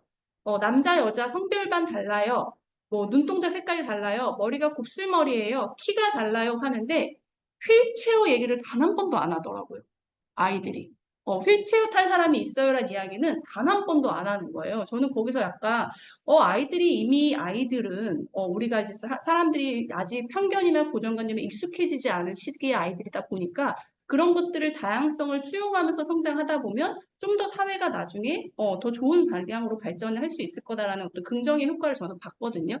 그래서 여기 계신 분들도 여전히 부족하다고 많이 느끼시겠지만 이런 것들에 대한 인식 변화를 시켜주고 또 우리 아이한테도 그런 다양성을 수용할 수 있도록 알려주셔야 돼요. 그래서 아이가 성별에 대한 어떤 고정관념을 가지지 않도록 그렇죠? 그리고 성 역할에 대한 인식을 하지 않도록 아이 스스로도 여러 계층의 사람이 있고 다양한 사람들을 스스로 받아들이고 포용할 수 있도록 가정에서부터 편견을 심어주지 않도록 아이들에게 주체성을 가지고 있는 교육들을 해주시기를 바라겠습니다. 그리고 이제 네 번째는 우리가 이제 성교육의 마지막 단계인 위험과 위협으로부터 이제 아이들을 명확히 교육하고 지도하는 방식인데요. 여러분 아이들한테 무엇을 또 꼭 알려주셔야 되냐면 장난과 범죄의 경계도 알려주고 범죄 행위에 대해서는 조금 명확히 교육하고 지도해 주셔라라고 말씀을 드려요. 그래서 이제 어느 분들이 그런 얘기를 해요. 선생님 그러면 장난하고 폭력이 도대체 기준이 뭐예요? 이렇게 물어보시는데 여러분 이거는 되게 쉬워요. 뭐냐면 장난과 폭력의 기준은 뭐다? 피해자 기준이에요. 피해자 기준. 항상 이게 많은 가해 아이들이 어떤 얘기 제일 많이 하냐면 장난이었어요. 재미로 그랬어요. 못 웃겨서 그랬어요. 호기심에 그랬어요. 그리고 사실 어딜 가도 학교에서 벌어지는 일들, 특히 학생과 학생 사이에 벌어지는 일들의 대부분은 사실 가해 학생의 한 92% 정도는 다 자기는 장난이었다 그래요. 장난이었다. 근데 내가 재밌었기 때문에 장난이라고 생각하는 거지만 사실 그걸 받아들이는 사람은 그게 폭력이라고 받아들였기 때문에 문제가 되는 거잖아요. 그래서 아이한테 제가 경계 존중 교육 왜 계속 강조를 하냐면 이 경계 존중 교육이 누구를 중심으로 생각할 수 있게 해주냐면 내가 기분 나쁘면 저 사람도 기분 나쁠 수 있기 때문에 이 타인에 대한 명확한 경계가 생기고 다른 사람의 관점을 그냥 있는 그대로 받아들여주고 존중하는 게 의식적으로 생기게 되는 거예요. 내가 어떤 행위를 했는데 이 사람이 불쾌해. 그러면 아, 저 사람이 불쾌할 수 있어 하고 받아들여줘야 되는데 우리는 불쾌해. 그럼 야, 이게 뭐가 불쾌해 하고 이제 계속 더 하는 거죠. 자기 기준에서 생각을 하니까. 그래서 진짜 중요한 게 앞에서 얘기 드렸던 그 경계 존중 교육이에요.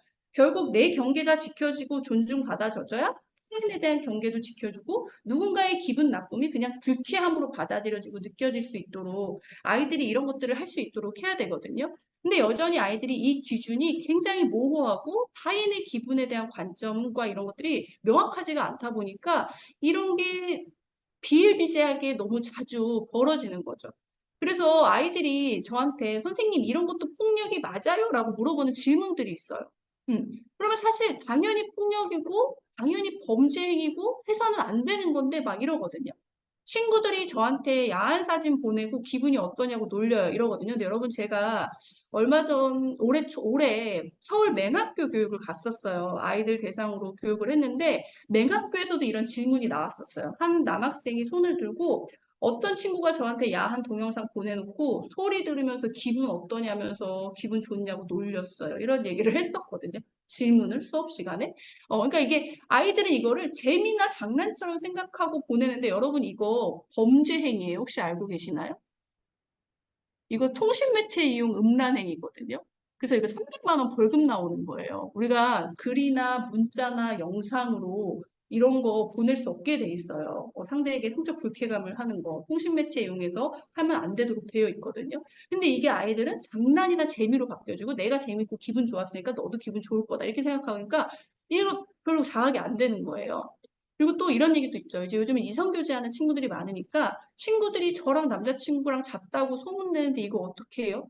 여러분 이거 허위사실이죠. 허위사실.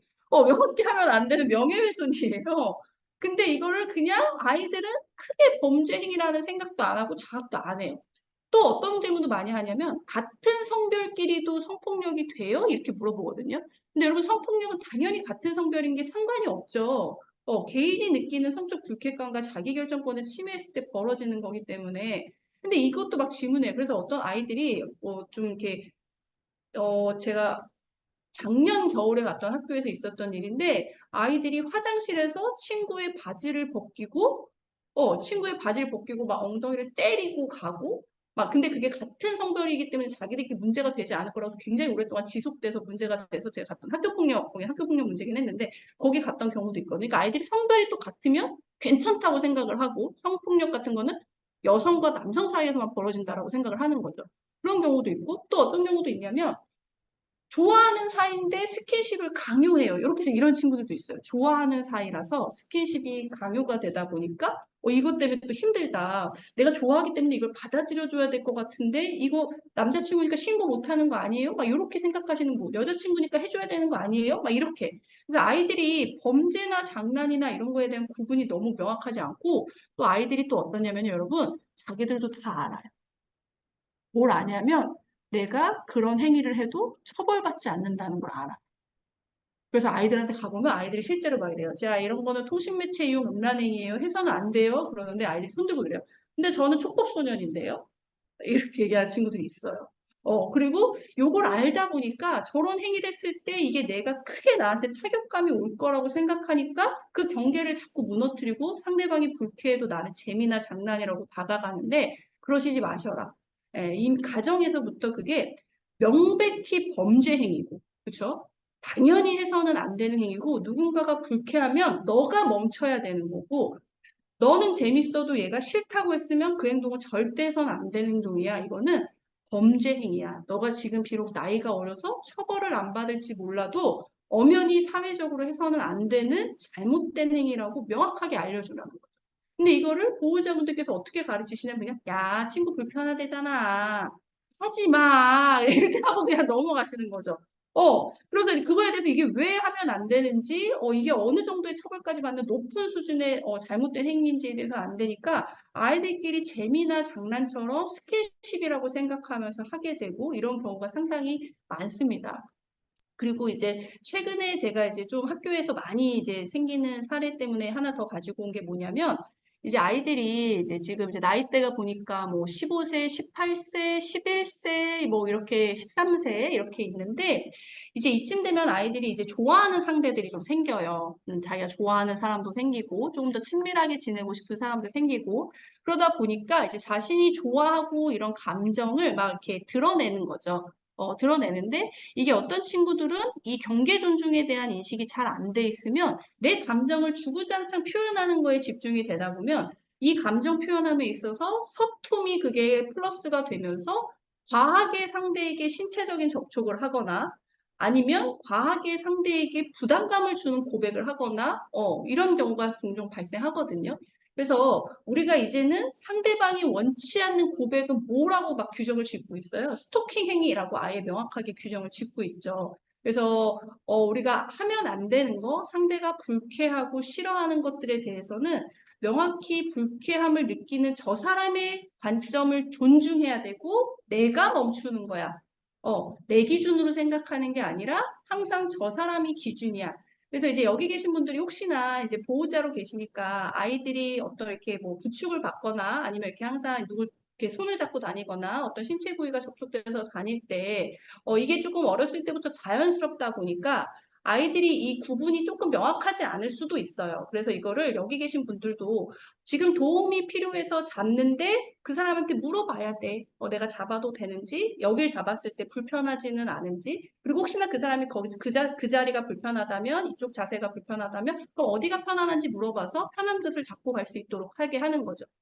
그래서 이게 뭐 필연적으로 신체 접촉에 도움이 필요하다라고 하면은 그런 것들에 대해서도 알려주고 아이한테 그래서 이런 거 상대방이 원치 않으면 해서는 안 된다라고 하는 것을 정확하게 인지시켜주고 그리고 그거를 스스로도 존중받아 본 경험을 만들어줘야 돼요. 내가 불쾌하다고 했을 때 누가 멈춰줘야 돼요. 불편해 했는데 아이고 도와주잖아 이렇게 계속 잡고 계신다던가 이해하시겠죠? 그러니까 내가 어떤 거절의 의사를 표시했을 때 그게 받아들여지지 않는 경험을 하게 되면 결국 그 경계 존중 교육은 아무 소용이 없어요. 그래서 나도 거절당했을 때 그것이 내가 거절했을 때 수용되는 경험 그래서 그것이 상대에게도 너무 자연스럽게 녹아날 수 있도록 여기 계신 분들이 이런 교육들을 잘 해주시면 좋을 것 같습니다. 그리고 혹시나 뭐 그러시면 안 되겠지만 아이들이 생활을 하다 보면은 원치 않지만 문제가 생기는 일이 생길 수도 있어요. 안타까운 일이 생길 수도 있는데 그랬다면은 여러분들이 이제 어떻게 대처해야 되는지에 대한 이야기를 드릴 건데 먼저 제가 이제 피해 상황에 대한 구체적인 기록을 해두셔라라고 말씀을 드려요. 이게 왜 이렇게 얘기를 하냐면 많은 분들이 피해가 벌어지면은 이 피해 벌어지고 나서 이제 과거에 대한 얘기를 할 거 아니에요. 내가 사실 언제부터 이런 일이 있었는데 하고서 이제 막 그 사실관계들을 막 이야기할 텐데 이게 기록이 안 돼 있으면 그 꾸준하게 진술을 한다는 게 상당히 어려워요. 어. 그래서 제가 이거를 진짜 구체적으로 해두시라고 하거든요. 그래서 제가 언제 어디서 내가 누구랑 있었는데 그 사람이 나의 팔 안쪽을 만지는 듯 하면서 가슴에 대한 터치가 있었어.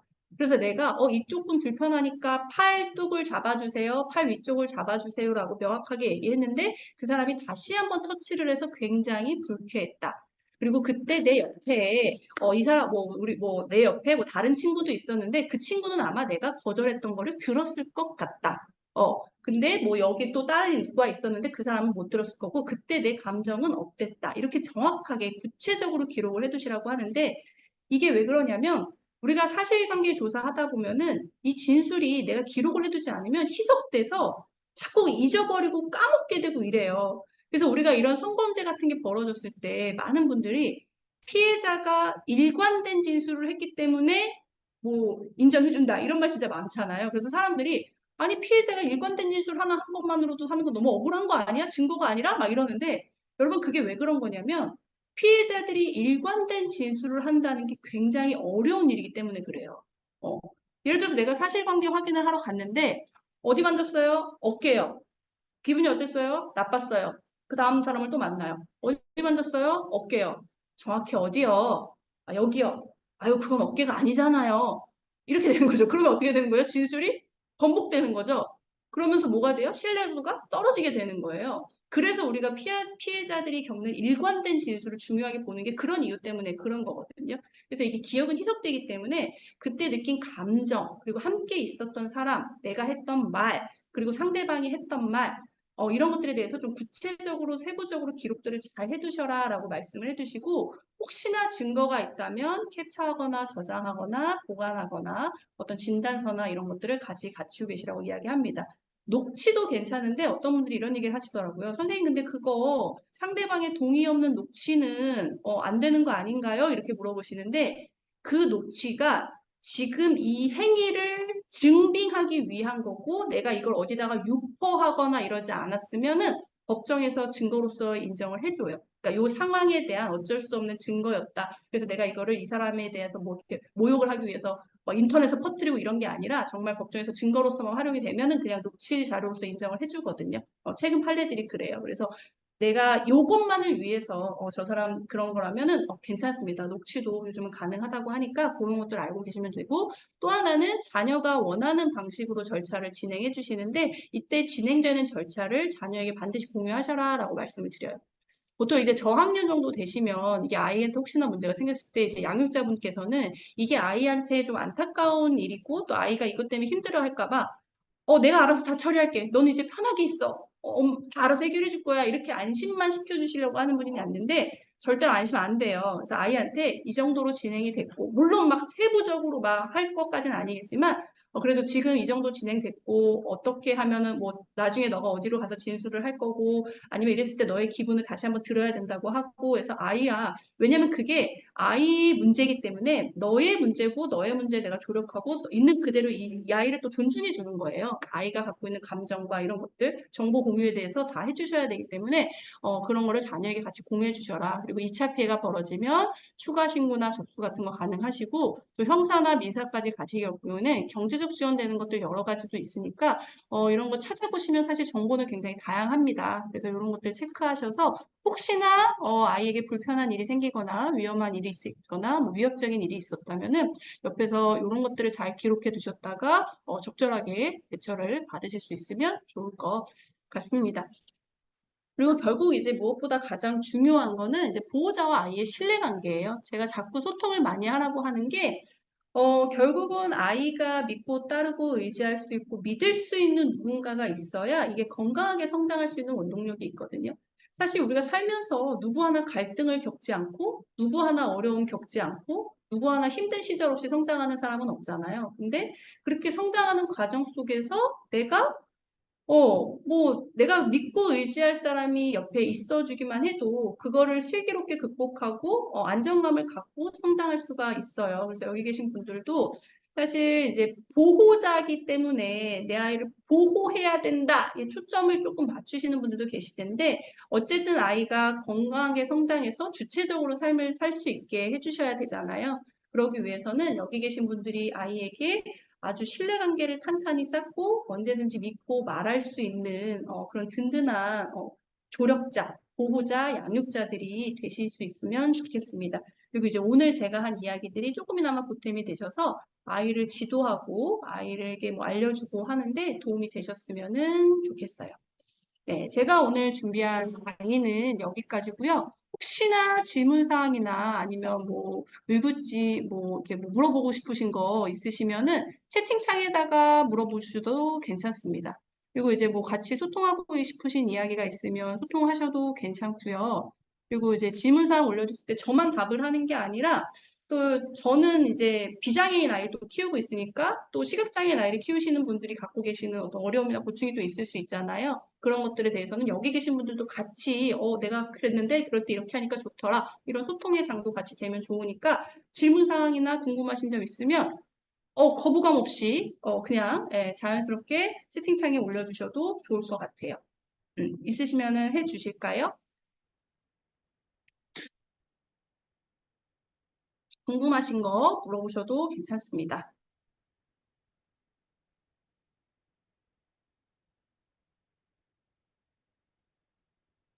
네. 이 정도면 없으신 거? 네네네. 저희 아이는 여자아이긴 한데 남자친구들 모정이나 자위 이런 이야기가 빠진 것 같아요. 아, 여러분, 여자아이긴 한데, 자, 여기서도 여자아이도 자위를 합니다. 여자아이도 자위를 하고요. 남자친구들 몽정, 자위 이야기가 빠진 건데, 여러분, 몽정이나 자위도 상당히 자연스럽습니다. 이 행위 자체 하는 것에 너무 거부감은 가지시지 않아도 괜찮아요. 사실 남자아이들이 이제 2차 성징을 하게 되면 이제 정액이 바깥으로 분출되는 게 있죠. 그게 이제 몽정이 있고 사정이 있는 거예요. 근데 몽정과 사정은 그냥 정액이 바깥으로 나오려고 하는 거고, 몽정은 그게 내 의도와 상관없이 나오는 거고, 사정은 그걸 내가 어떤 행위를 통해서 쾌락을 느꼈을 때 나오게 하는 건데, 이 몽정과 자위는 결국 자신이 제가 앞에 2단계에서 얘기했는데, 건강한 성적 주체고 우리가 누구나 성적 욕구를 가진 대상이기 때문에 이런 기분과 느낌을 갖는 거, 내가 그거를 좋아하는 감정을 가지는 거에 대해서 여기 계신 분들이 너무 거부감을 느끼지 않으셨으면 좋겠어요. 자연스럽게 할 수 있는 거고요. 그리고 다만 이제 아이들이 이런 거를 하게 될 때 아이들한테 알려줘야 될 것은 이거 한다고 나빠지고 이것에 대한 부정적인 느낌을 주는 게 아니라 너가 그런 행위를 했을 때 기분이 좋구나. 그런 걸 했을 때 어떻게 만졌을 때 너가 기분이 좋았구나. 그런 게 소통이 되신다면 너무 좋고요. 소통이 되신다면 너무 좋고 혹시나 소통이 안 되고 내가 거기까지 접근하기는 좀 어렵다 그러면은 아이한테 에티켓 정도 말씀해 주시면 돼요. 에티켓. 그래서 행위를 하는 거에는 크게 문제가 없다. 그런 행위는 얼마든지 네가 성장하는 과정 속에서 할 수 있다. 다만 그런 행위를 할 때 그것이 너의 신체, 너만의 신체에서 벌어지는 일이고 너의 신체는 아주 소중하고 너의 신체가 드러나는 거를 어쩌면 누군가는 불쾌해할 수 있기 때문에 이것이 너가 안전이 확보된 공간에서 위생적인 상태에서 방해를 받지 않고 할 수 있는 에티켓은 가져야 된다라고 말해주는 거죠. 그래서 너만의 방에서 뭐 이렇게 공간에서 뭐 시간대나 이런 것들도 너가 방해받지 않고 누구로부터 뭐 어떤 게 없을 때 그럴 때 할 수 있도록 아이한테 자위하는 거에 대해서 너무 거부감 갖지 않고 그냥 자연스럽게 받아들이지만 그거를 이렇게 외부에 타인에게 드러나지 않도록 그리고 위생적으로 할 수 있도록 알려주시면 될 것 같아요. 네. 그리고 이제 또 하나 이야기하면 혹시나 아이들이 이제 자위나 이런 거를 할 때 어떤 뭐 동영상을 틀어놓고 막 소리를 들으면서 하거나 요런 친구들이 있을 수 있어요. 소리를 들으면서 하거나 근데 여러분 저는 그거는 조금 아이한테 소리를 듣기보다는 너의 신체 감각에 집중해서 해라고 조언해 주시는 게 좋아요. 왜냐하면 우리가 아이들이 흔히 접할 수 있는 소리를 듣는 그런 영상물 같은 것의 안 좋은 점은 그것이 너무 잘못된 방식으로 성을 표현하고 왜곡해요. 그래서 이거 되게 좀 강압적인 상황에서 벌어지는 상황들의 묘사가 많다거나 아니면 여성을 너무 성적으로 대상화해서 한다거나 아니면 이제 아이들이 남자아이들이 제가 고등학교 남자아이들 가면 막 이런 얘기 되게 많이 해요. 자, 무슨 얘기 해줄까요? 그러면 섹스요 막 이래요. 그래서 아, 섹스 무슨 얘기 해줄까요? 그러면 섹스 하고 싶습니다. 그래요. 그럼 섹스 왜 하고 싶어요? 섹스 잘하고 싶습니다. 그럼 누구랑 하고 싶어요? 여자랑요. 어떤 여자랑요? 모든 여자랑요. 막 이런 식으로 많이 오래 해야 좋다. 막 이렇게 그러니까 우리가 뭔가 성적인 것에 대해서 이 그러니까 우리가 그런 말을 쓰면 안 되지만 어쨌든 남성성이 과도하게 부여되는 그런 방식으로 영상들이 나오잖아요. 그러니까 존중하는 관계로서의 벌어지는 성관계가 아니라 한쪽이 한쪽을 조금 과도하게 착취하는 방식으로 영상들이 제공이 되다 보니까 소리나 이런 것들도 그래서 아이들이 왜곡된 인식을 갖게 될 수 있어요. 그래서 자위는 충분히 할 수 있지만 그게 그런 영상을 보고 접하면서 왜곡되게 하고 거기에 노출되는 게 아니라 순수하게 너의 신체 감각에 집중해서 할 수 있도록 아이들에게 교육하고 지도해 주시고 그걸 또 왜 하면 안 되냐면 그런 영상물 자체가 사실 우리 사회에서는 모두 불법 촬영물로 소비 유통되는 구조이기 때문에 불법 촬영물을 시청하는 것 자체가 해서는 안 되는 행위인 거죠. 그래서 그것을 비비로 내가 자유를 해서는 안 되는 거고 안전이 확보되고 위생적인 상황에서 너의 신체 감각의 즐거움을 느끼는 거는 오케이. 방해하지 않을게. 그거 걸어놔. 너가 운전하기 혼자 있을 때 해도 괜찮아. 나쁜 거 아니야. 다만 그런 소리에 너가 자극적으로 자극하지는 않았으면 좋겠어. 이 정도의 이야기를 해주시면 좋고 아이의 사생활 존중해 주시면 좋을 것 같아요. 거부감 가지시지 않고. 근데 만약에 이게 아이가 막 일상생활을 하지 못할 정도로 일상생활을 하지 못할 정도로 막 과도하게 몰입되는 친구들이 있어요. 그러면 그거는 아이가 이미 그 감각에 약간 중독적인 증상을 보이는 거거든요. 그런 거는 이제 상담 치료 같은 거 전문가들 만나셔서 한번 아이에게 면담을 해보고 왜 그 감각에 집중하는지 이제 그러면 이제 상담 하시는 분들이 알려주세요.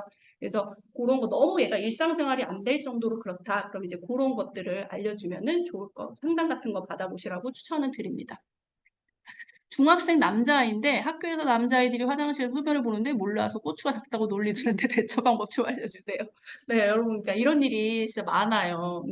근데 이게 사실 이제 앞에 얘기랑 너무 비슷한데 남자아이들이 이게 이제 잘못된 이 성별에 대한 그 고정관념에서 이제 시작이 되는 건데 이런 성기의 크기 그리고 뭐 성기가 뭐 이렇게 뭐 오래 하는 거 그런 것들이 마치 뭔가 이렇게 남성성이라고 보는 잘못된 고정관념들이 있는 거죠. 그래서 그런 것들 때문에 아이들끼리도 뭐 키가 작은 것뿐만 아니라 저런 성기에 대해서도 놀리고 이런 것들이 있는데 여러분들은 어떻게 대처하시는 게 좋을 것 같아요? 먼저 우선 이거는 명확하게 고추가 작다고 놀리는 행위는 명확하게 성희롱입니다. 그래서 이거는 학교에다가 문제 제기를 할 경우에는 학교 폭력에 해당하는 행위예요. 학폭에 해당하는 명백한 행위라서 아이한테 우선 이 행위가 너가 들었을 때 불쾌감을 느끼고 성기에 대한 거기 때문에 성희롱에 해당하고 이 성희롱을 학교폭력으로 신고도 할 수 있다. 라고 명확하게 이야기를 해줘서 아이한테 물어보세요. 그래서 너가 이걸 어떻게 해줬으면 좋겠니?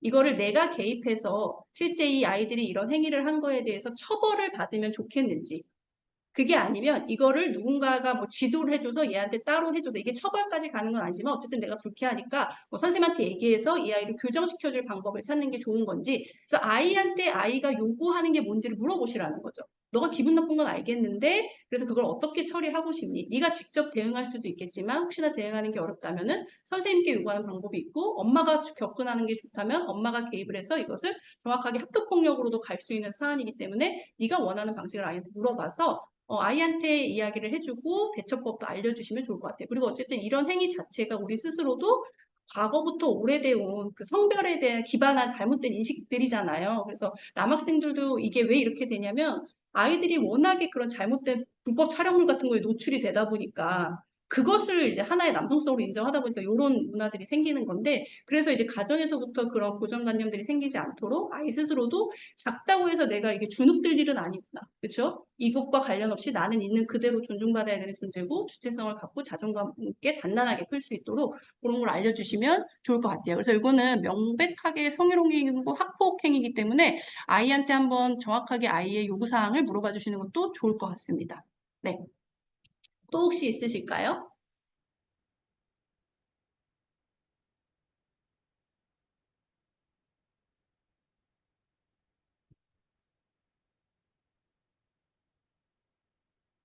지금 화면을 안 켜고 계신 분들이 계셨었는데 잘 들으신 거죠?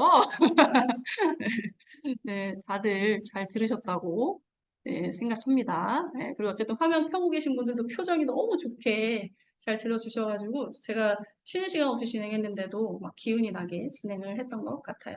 네, 네, 네, 좋습니다. 네, 좋네요. 네, 잘 들으셨다는 걸 이렇게 또 보여주시니까 감사합니다.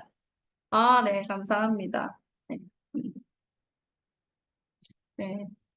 네, 여러분 사실 뭐 이 교육이 어렵죠. 어려운 교육이고 또 저도 아이를 키우지만 뭐 아이를 키우면서 사실 그리고 아이의 또 성장에 따라서 그때그때 또 해줘야 되는 교육이 있고 양육자로서 아이가 건강한 사회 구성원으로 성장하기 위해서 다들 대단히 부단히 노력들 하고 계실 텐데요.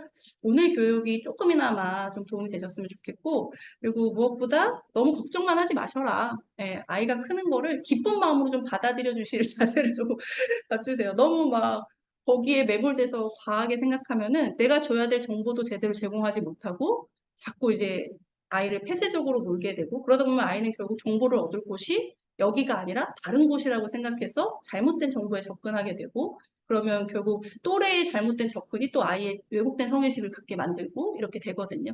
그래서 보호자가 누구보다 든든한 어떤 정보 제공의 대상으로 믿고 의지하고 신뢰할 수 있는 대상이 되실 수 있도록 여기 계신 분들이 너무 어려운 육아하고 계시지만 우리 모두 다 잘해서 아이들이 멋진 어른으로 성장하고 또 우리 사회가 조금 더 다양성을 존중하고 다양한 계층이 누구 하나 소외되지 않는 그런 건강한 사회가 되기를 바라겠습니다.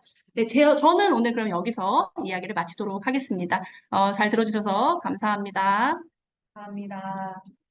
다들 채팅방으로 유익하고 좋은 강의 감사하다고 말씀 남겨주셨는데요. 네, 오늘 강의 저도 들으면서 많이 유익하게 들었는데 다들 어, 좋은 강의, 좋은 시간 되셨으면 좋겠습니다. 저희 5회차, 마지막 5회차 강의가 나와 있는데 그거에 대한 안내를 행복나눔재단의 여혜진 매니저님께서 안내를 해주시겠습니다. 네, 중지할게요.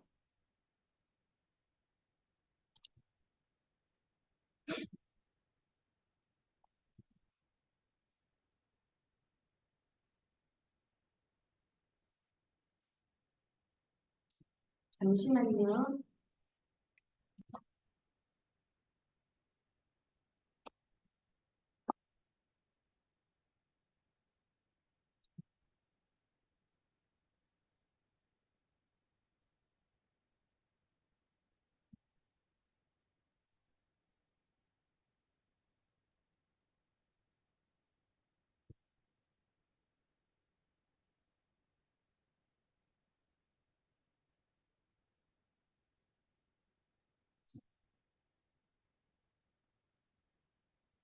오늘 교육 잘 들으셨나요? 저희가 지금 3월부터 시작한 교육이 이번 달엔 저희가 지금까지 한 4회차 교육을 했고요. 이제 마지막 5회차 교육이 남았습니다. 5회차 교육이 저희가 사전에 안내드린 일정은 7월 30일로 안내를 드렸는데 대부분 그때 아이들이 방학하고 그다음에 휴가 기간이어서 일주일을 당겨서 7월 23일 화요일에 진행을 하려고 하고요. 이번에는 마지막 회차에 저희가 앞에서 들었던 뭐 이런 양육이나 성교육, 그다음에 아이들의 여가 이런 거 관련해서 실제 시각장애인 당사자 대학생과 그다음에 사회인, 그다음에 이런 시각장애인을 양육하신 부모님의 사례를 듣도록 하겠습니다.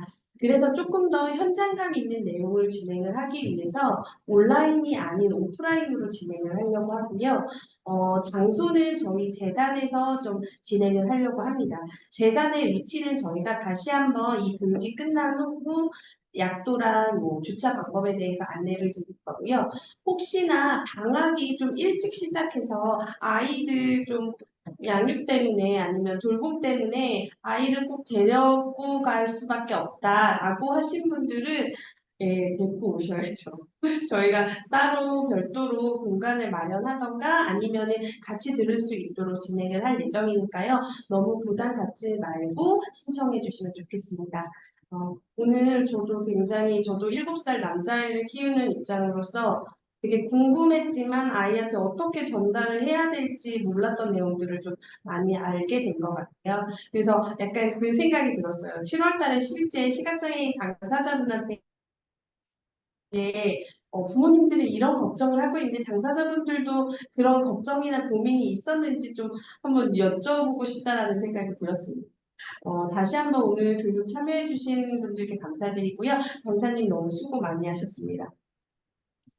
성미씨 마무리해주세요. 네, 감사합니다. 저희 5회차 안내는 또 다시 한번 안내해 드리도록 할 거고요. 놓치신 부분도 있으시면은 줌 녹화된 부분도 기록 영상 공유해 드리도록 하겠습니다. 네, 감사합니다.